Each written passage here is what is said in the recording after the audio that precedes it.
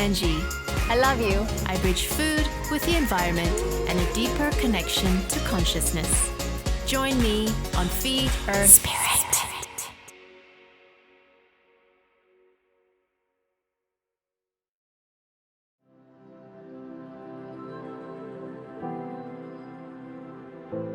There is a shift happening in society as more and more people awaken. This phenomenon of being awake is a cultural push to challenge the overall status quo through complete awareness. Luke Tan is a strength athlete, vegucator, and coach, and is a perfect example of an awakened man. Previously a heavy meat eater, this Singaporean has been living the whole foods, plant-based lifestyle for a decade. Luke talks to me about his food choices, his health, and how he's living with his eyes wide open.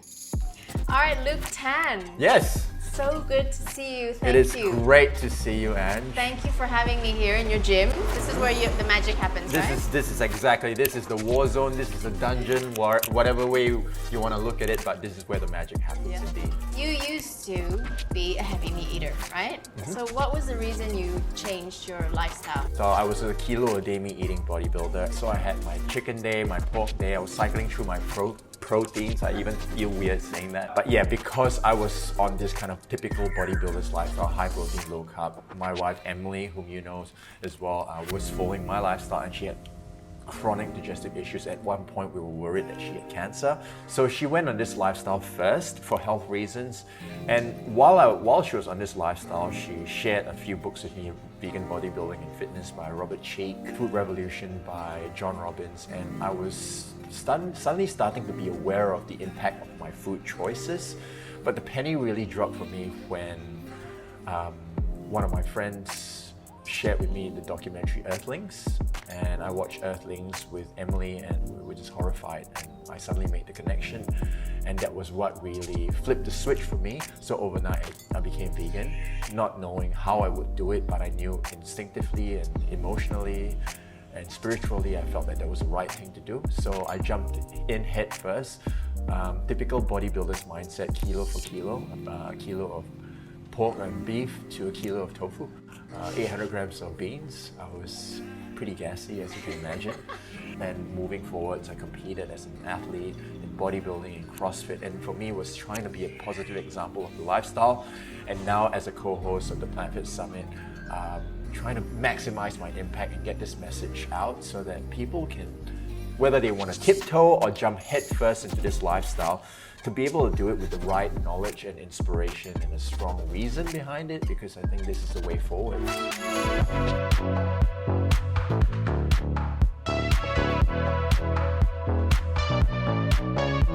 What I found was I had a lot of energy despite being gassy. So like the first week after I made this switch, I went for my first 5-kilometer run with Emily. Emily is an endurance athlete, and I did not stop at all, which was crazy. So, and at the same time, moving forwards as well, months ahead, I found like my body composition was changing. My joint issues actually went away. My digestion was a lot better than it was before because of all the fiber that I was consuming. But beyond that, I felt a surge of energy, and I just felt a lot lighter. I felt a lot clearer as well because, yeah, I think there was a lot more carbohydrates and glucose in my diet, which fuels my brain. So I was a lot mentally, a lot clearer.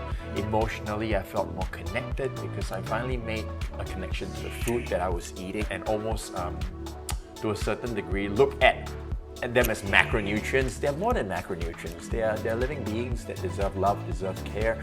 So there was that emotional connection there, but also beyond that change, the emotional connection extended beyond animal welfare. I was starting to be aware of my consumption, things like sustainability as well. And spiritually, I feel like, energy doesn't dissipate, it transmutes.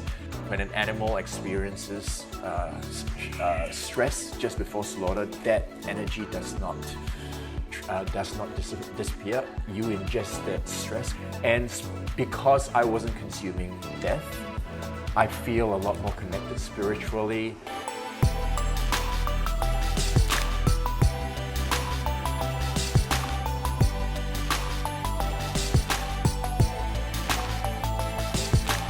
In in a nutshell, I consume a whole food plant-based diet. I practice time-restricted eating. I stop eating from about 7 p.m. and I start my first meal at about 12 to 1.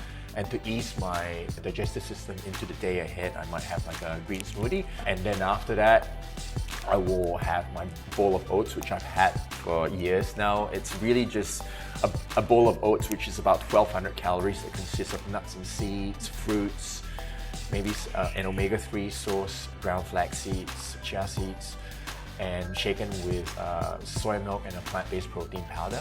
And throughout the day, I might snack on fruits, or depending if I'm out, I might have like a whole food raw, plant-based bar, vegan bar.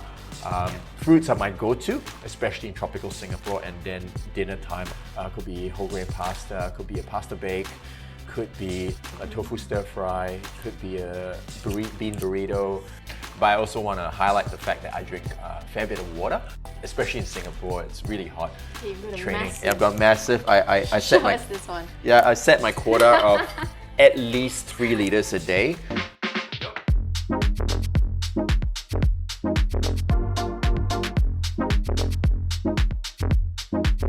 I guess a real man, to me, from my frame of reference, is to have a strong mind and a strong body, physically strong, healthy as well.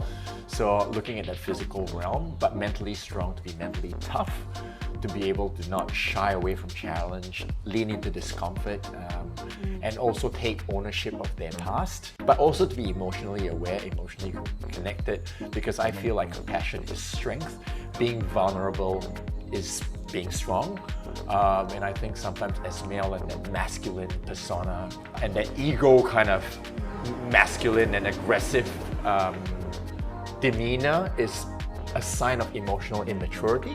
Also, to a certain degree, to be intuitively aware, to just be intuitive with the way you eat, the way you feel, and also energies around you as well, because I believe that every single moment is an opportunity to learn. Every interaction is an opportunity to grow.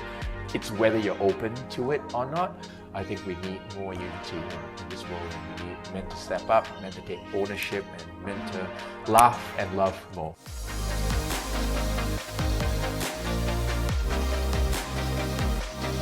You've helped a lot of people make the transition flawlessly. So what are your top tips? My top tip really is to find a strong reason why. You know, some people do it for ethical reasons, but you need to have going a little bit deeper into why, having more than one reason at least. Number 2 is start with one meal and start with, it could be a plant-based breakfast, go 100% plant-based. Number 3 is focus on what you can have versus what you can't. When you come from that mindset of scarcity, it's like I can't have meat, I can't have dairy. You limit yourself to what you can have. It opens up possibility. It's a mind shift. The final piece is online, offline, connect with like-minded people. Model success, follow plant-based athletes, whether it's your endurance athlete, whether you're a strength athlete. See what they do and try it on for size. But the main thing is commit to it.